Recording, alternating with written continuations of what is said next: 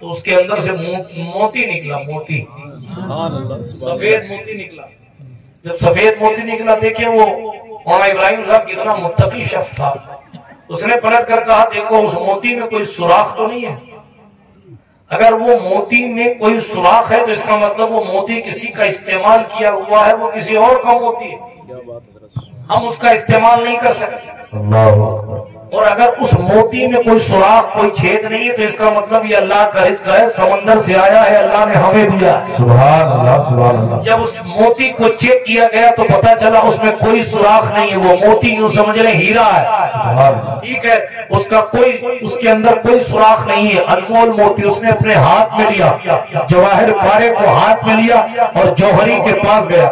جب جوہری کے پاس گیا، اچھا آج کے دور میں جوہری نہیں ہوتے تھے، کیوں نہ لگا دے، اصلی نقلی ملا کے بیوقوف بنا دے، وہ دور ہی الگ تھا۔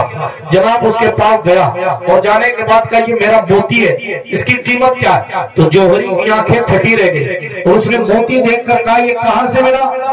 اس نے یہ نہیں بتایا کہ مچھلی کے پیٹ سے ملا، اس نے کہا میرے اللہ نے مجھے رزق عطا فرمایا، میرے اللہ نے مجھے رزق عطا فرمایا، میرے اللہ نے مجھے رزق عطا فرمایا۔ اس نے کہا میری پوری دکان دیکھ لے،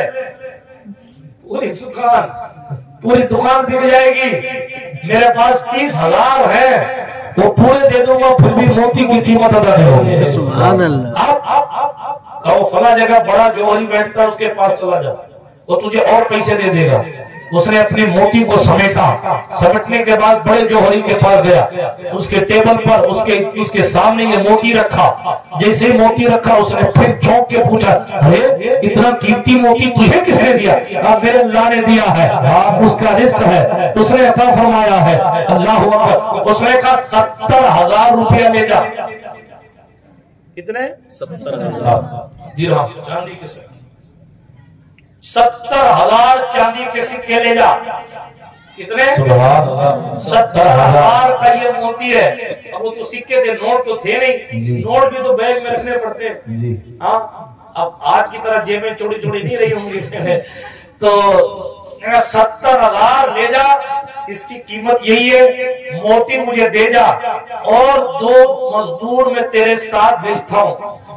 کس سے سکے بہت زیادہ ہیں تو ان سکوں کو اٹھانے کے لیے مجھے کوئی چاہیے، تو 2 مزدور میں تیرے ساتھ بھیجتا ہوں۔ دونوں مزدور 70,000 روپیہ، 70,000 چاندی کے سکے تیرے گھر کی دہلیز کے باہر چھوڑ کے آئیں گے، تاکہ کوئی اگر پوچھے بھی کتنا پیسہ کہاں سے آیا تو 1 نمبر کا مال بتایا جا سکے کہ یہ جوہری کے لوگ ہیں، اور پھر آپ کے گھر امن و امان کے ساتھ یہ مال پہنچ جائے۔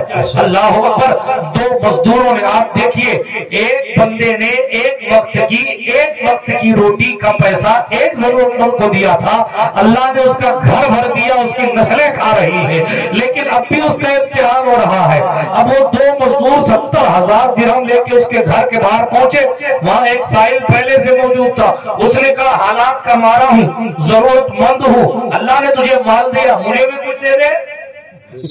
تو وہ لوگ نہیں تھے جو سیٹ بن جانے کے بعد مزاج بدل جائے، سیٹ بن جانے کے بعد پیر آسمان میں اڑنے لگ جائے، نہیں، وہ اللہ والے لوگ تھے۔ اس نے وہیں جھولیاں رکھ دی، 70,000 وہیں رکھ دیے، کہا بھائی میں بھی تیری طرح کل ضرورت مند تھا، میں بھی تیری طرح کل ضرورت مند تھا، میرے اللہ نے مجھے آج عطا فرمایا، مجھے بہت زیادہ پیسوں کی ضرورت نہیں ہے، آدھا مال تو لے جا، آدھا میں لے جا۔ سبحان اللہ۔ منزل عشق میں تسلیم و رضا مشکل ہے، جن کے رتبے ہیں سوا ان کو سوا مشکل ہے، شہادت ہے کہ الفت میں قدم رکھنا ہے، لوگ سمجھتے ہیں کہ آسان ہے مسلمان ہونا۔ آدھا تو لے جا، آدھا میں لے جاتا ہوں۔ آنے والا مسکرا گیا، کہ اللہ تجھے تیری نسلوں کو آباد رکھے، میں تو ایک فرشتہ ہوں، مجھے تیرے مال کی کوئی ضرورت نہیں ہے، اللہ نے انعام کے امتحان کے لیے بھیجا۔ سبحان اللہ۔ بات سمجھ آئیے آپ کو؟ جی۔ اب بتائیے کہ جو غریبی میں بھی اللہ کو راضی کرتا ہے، اللہ پاک اس کو یوں عطا فرماتا ہے، جس کے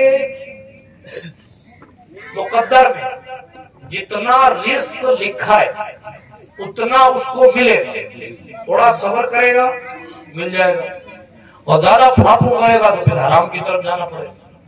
لوگ راتوں رات مالدار بننا چاہتے ہیں، اسی لیے حرام کی طرف بھاگ رہے ہیں۔ لوگ ہاتھوں ہاتھ پیسے والا بننا چاہتے ہیں، اس لیے حلال و حرام کا فرق بھول گئے۔ حضرت مولا علی کا قصہ یاد آ رہا، سنا دو؟ حالانکہ جب شروع کیا تھا تو نہیں یاد آ رہا تھا، ابھی یاد آ رہا ہے۔ تقریر پوری ہو گئی ہے لیکن سنا دیتا ہوں اسی پر۔ مشہور سا قصہ، مولا علی ایک جگہ گئے، انہوں نے اپنی سواری باندھی، اور سواری باندھنے کے بعد ایک شخص کو کہا میری سواری کا دھیان رکھنا۔ کیا کہہ رہا؟ میری سواری کا دھیان رکھنا، میں اندر جا کے آتا ہوں۔ غالباً کسی مسجد میں گئے تھے یا کسی بازار میں۔ حضرت علی پاک نے اس شخص کو کہا کہ میری سواری کا خیال رکھنا، اور جاتے جاتے مولا علی نے سوچا کہ اس کو 40 روپیہ دوں گا۔ کس چیز کا؟ میری سواری کا خیال رکھنے کا 40 روپیہ دوں گا، 40 درہم دوں گا۔ یہ سوچ کر، بول کے نہیں، سوچ کر کے مکمل ہوئی عبادت، یہ مکمل ہوا کام۔ جب واپس پلٹے تو دیکھا سواری بھی غائب، سواری والا بھی غائب، جس کو دھیان رکھنے کے لیے کہا تو وہ بھی غائب۔ پتا چلا اس دور میں بھی ایسے لوگ ہوتے تھے کہ مولا علی کی سواریاں چلا لیتے تھے۔ حالانکہ علی وہ ہے جو زمین پر